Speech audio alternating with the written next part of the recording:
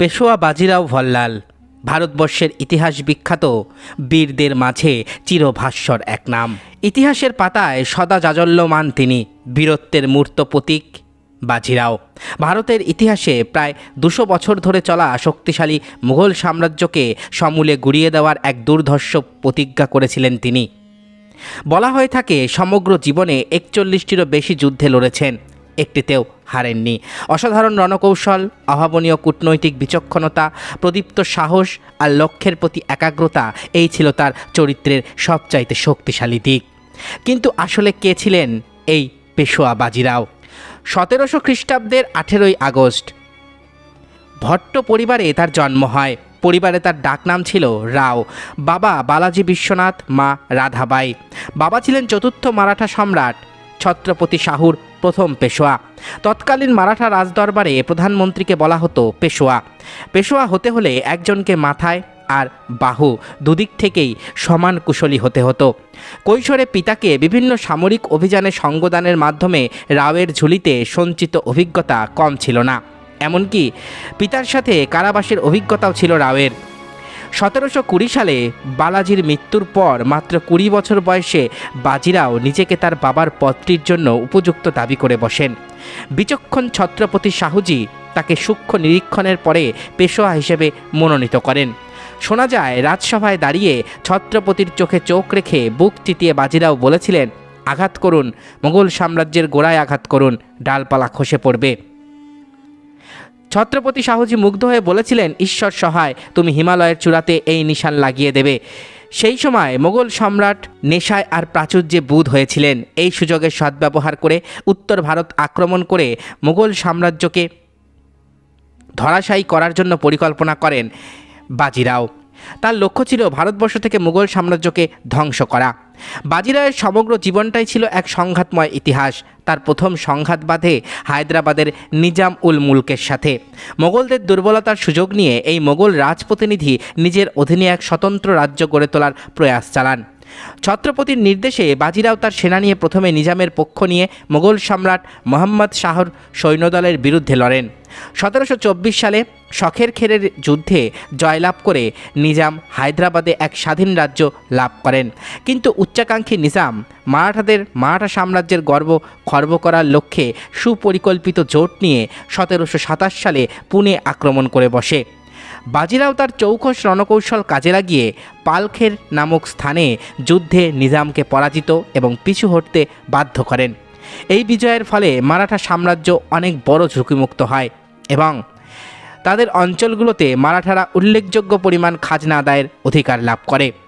1728 সালে পেশোয়া বাজিরাও মালওয়াতে মোগল সৈন্যদের সাথে যুদ্ধে অবতীর্ণ হন। এই সময় বুন্দেলখণ্ডের রাজা ছত্রসাল মোহাম্মদ বঙ্গাস তাদের কাছে সাহায্য চেয়ে বসেন। বাজিরাও তার সেনা দিয়ে জৈতাপুরের বাঙ্গাসের বাহিনীকে ঘিরে ফেলেন এবং পর্যদস্ত করেন। চরমভাবে ক্ষতিগ্রস্ত বাঙ্গাস আর কখনো বুন্দেলখণ্ডের সাথে ঝামেলা না করার প্রতিশ্রুতি দিয়ে দিল্লি পালিয়ে যায়। এই যুদ্ধে সাহায্যের কৃতজ্ঞতা স্বরূপ রাজা ছত্রসাল বাজিরাওকে তার পালক পুত্র হিসেবে ঘোষণা করেন। নিজের রাজত্বের 3 ভাগের 1 ভাগ দান করেন। সেই সাথে ছত্রসাল তার মেয়ে মাস্তানির সঙ্গে বাজিরাওয়ের বিবাহ দেন। উল্লেখ্য, মাস্তানি ছিলেন তার দ্বিতীয় স্ত্রী। তার প্রথম স্ত্রী ছিলেন কাশীবাই। কাশীবাইয়ের গর্ভে 2 জন সন্তান এবং মাস্তানির গর্ভে 1 জন পুত্র সন্তানের জন্ম লাভ করে। মাস্তানি ছিলেন একদিকে রূপে অতুলনীয়া, অন্যদিকে সর্বকলায় পারঙ্গত। যতটা ভালো ছিলেন ঘোড়সওয়ার, তলোয়ার চালনা, যুদ্ধবিদ্যার দিকে ততটাই ভালো ছিলেন ধর্মশিক্ষা, কাব্যচর্চা, সঙ্গীত এবং নৃত্যগীতে। আর তাই হয়তো যোদ্ধা বাজিরাওয়ের সব থেকে বেশি প্রিয় ছিলেন তিনি।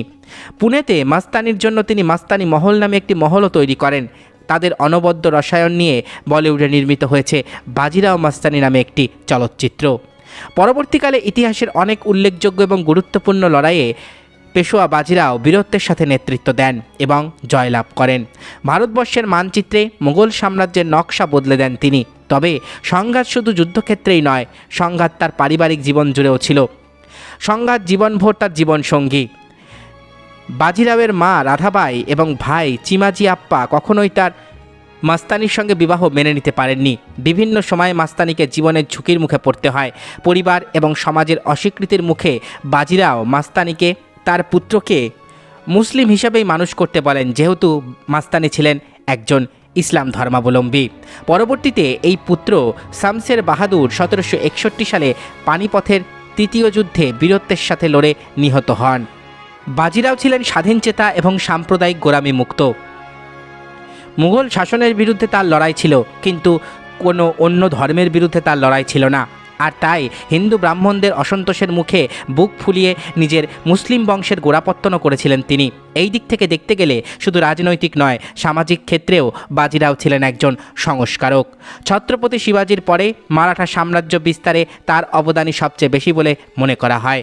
তার যুদ্ধের প্রধান কৌশল ছিল শত্রুর দুর্বলতম দিক খুঁজে বের করা আর সেখানে সঠিক সময়ে আঘাত করা। ফিল্ড মার্শাল বার্নার্ড মন্টগোমরি তার হিস্টোরি অফ ওয়ারফেয়ার বইয়ে বাজিরাওয়ের যুদ্ধ কৌশলের ভূয়সী প্রশংসা করেছেন।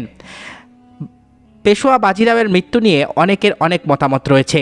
অনেকের ধারণা 1740 সালে নিজামপুত্র নাসির জংয়ের বিরুদ্ধে তার শেষ অভিযানে তিনি আহত হন এবং আঘাতের তীব্রতায় পরবর্তীতে মৃত্যুবরণ করেন। তবে বেশিরভাগের ধারণা তিনি খড়গাঁও জেলায় নিজের জায়গির পরিদর্শনকালে আকস্মিকভাবে জ্বরে আক্রান্ত হন এবং মৃত্যুর কোলে ঢলে পড়েন। 1740 সালের 28 এপ্রিল তার মৃত্যুর পরে রাওয়ারখেরিতে নর্মদা নদীর পাড়ে তার শবদেহ দাহ করা হয়। বাজিরাও পেরেছিলেন তার প্রতিজ্ঞা অনুযায়ী মারাঠা নিশান ওড়াতে, পেরেছিলেন স্বাধীন ভারতের স্বপ্নটাকে অনেক দূর এগিয়ে দিতে। পুনেতে বাজিরাওয়ের পারিবারিক বাসভবন, সেখানে বর্তমানে হাজারো পর্যটকের ভিড় হয়। এখানকার দেওয়ালে দুরন্ত বীরের গল্প কান পেতে শুনতে আসেন সকলে। প্রাসাদের সামনে চিরকালের অভ্যাসে যুদ্ধরত ভঙ্গিতে মাথা উঁচিয়ে দাঁড়িয়ে থাকে পেশোয়া বাজিরাওয়ের প্রতিমূর্তি। এতক্ষণ আপনারা শুনলেন ভারতবর্ষের ইতিহাসের এক অন্যতম নাম পেশোয়া বাজিরাও। আশা করি ভিডিওটি আপনাদের ভালো লেগেছে।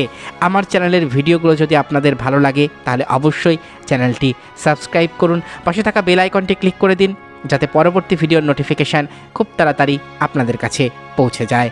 আজকের মতো এখানেই শেষ করছি। ভালো থাকবেন সবাই। নমস্কার।